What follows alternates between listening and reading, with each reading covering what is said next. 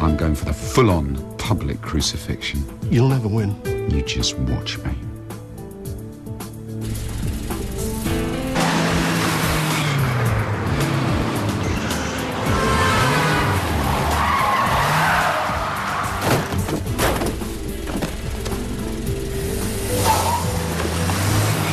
You said I was the best you ever had. She's lying. You couldn't get enough. Well, the cat's away, eh? Get off me, you pervert. Hey? He's just tried to grab hold of my knob. What? You stick to what we agreed. Grayling will be out of here before you can say shirt lifter. Karen Betts, I'm arresting you on suspicion of causing death by dangerous driving. This is all a lie. It's a bloody fit-up by him there, Fenner. Come on. I don't know what he's done, but it's him. Karen? Is that you?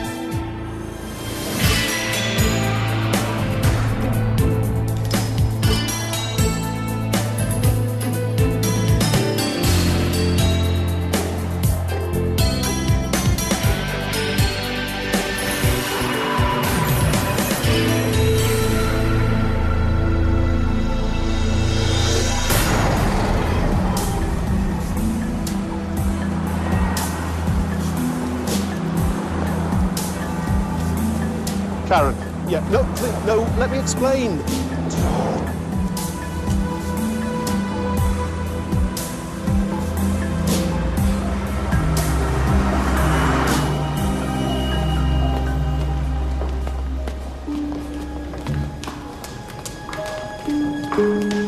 He wants to drop all charges. On condition that you sign a statement admitting serious and sustained professional misconduct towards him. That you discriminated purely on the grounds of personal prejudice, thereby blocking any chance of further promotion. Also... There's more. That you undertake to make good any damage caused to both his emotional and professional welfare. I'd have no choice but to resign if I agree to any of that. And he knows it. I'm just here to pass on the message. Yeah? Well, you can take one back to him. If he thinks I'm just going to roll over and give him everything he wants, he's out of his mind.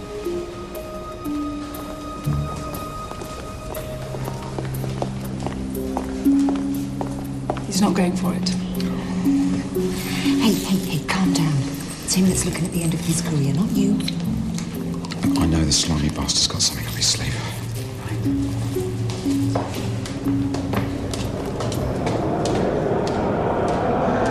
Mr. Fenner, further to your statement, could you please tell the tribunal what happened the day after you became a lodger at Governor Grayling's?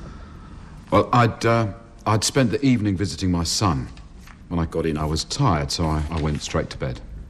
And then what happened? I woke suddenly to find that Governor Grayling had got into bed with me. Had you issued any such invitation? No, definitely not. And did Governor Grayling attempt to explain his actions? No. He was stroking my back and in a state of arousal. What happened next? Well, I got out the bed and told him I wasn't interested. And how did he respond? He told me that I should tread carefully, that it would be a shame to spoil everything I had going for me at work. What did you take that to mean? Well, that my rejection of his sexual advances might have adverse effects on my job and career. Some weeks later, did you receive an invitation to Governor Grayling's stag party? Yeah. And what happened there? I arrived expecting to find a number of others present. And weren't there? No. It was just him and me. Strange sort of stag party, then? I thought so.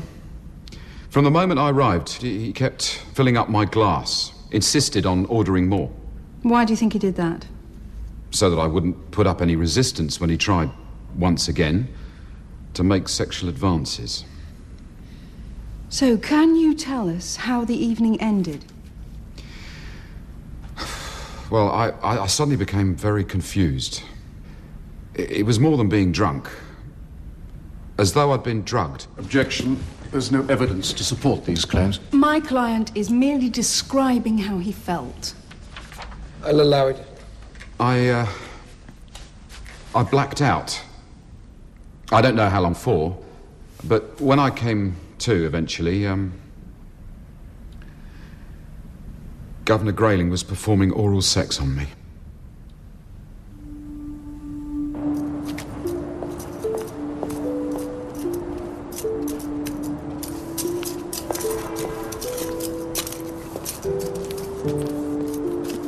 All right? I'm leaving. What? This intensive development scheme is too good a chance to miss. That's bollocks. Look, how many times have I got to say I'm sorry? It's too late. It can't be. Not over something stupid like this. I just wanted to let you know. Please.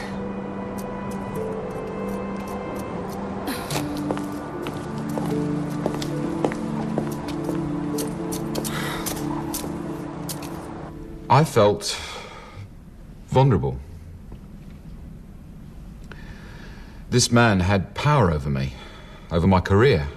I mean, I'd had personal problems, but I thought at least at work I had it all going for me. And that... Are you all right, Mr. Fenner?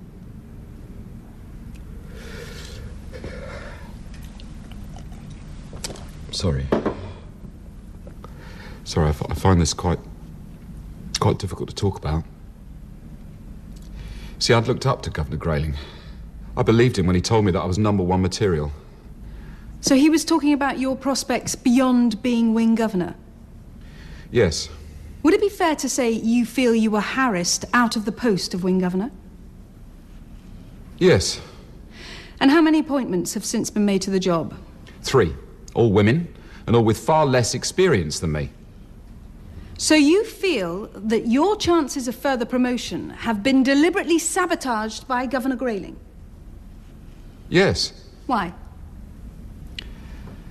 Because he's a predatory homosexual who can't take being rejected. We strongly object. The nature of Governor Grayling's sexual behaviour is central to my client bringing this case. He said to me how he craved the feel of another man's hard body up against him, how he dreamed of it all his life. I think we're clear on how you allege Governor Grayling made known his feelings. I'm not the only one he's tried to molest. A couple of weeks ago, he attacked a member of staff in the toilet, Stuart Jones. You ask him, go on. Objection.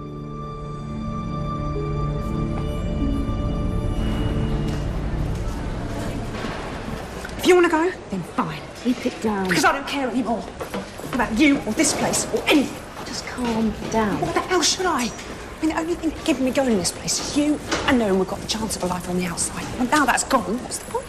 So what does that mean? What are you going to do? What do you care? You're not going to be here. You've got an appeal coming up. Mess that up and you'll spend the rest of your life regretting it. Listen to me. I don't care. Oh, I get it. Because that'll show me, won't it? You banged up in here for the next 30 years. Well, I'll still be here then when you come back as governor, won't I?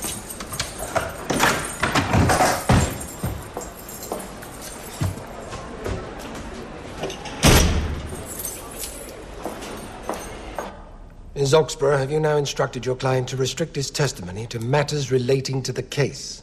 Yes, sir. Take due notice, Mr. Fenner. I'm sorry, I realise that Stuart Jones's allegations are still subject to due procedure. Mr. Fenner, you're to make no further reference to this person. All mention has been struck. Is that understood? Yes, sir. Thank you.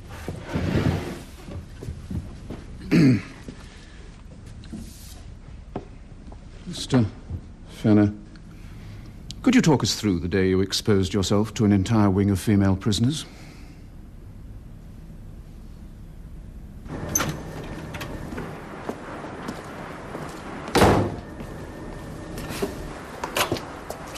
Chris, look, I'm really sorry if I messed things up with you and Jason. I just couldn't help myself.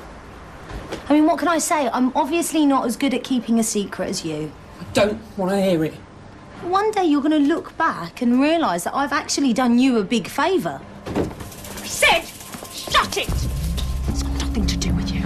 But there is nothing going on between me and Jason and never has been. Yeah, I believe you. Yeah? Well, the reason I got shot of you is because you're a screwed up, manipulative bitch. No other reason.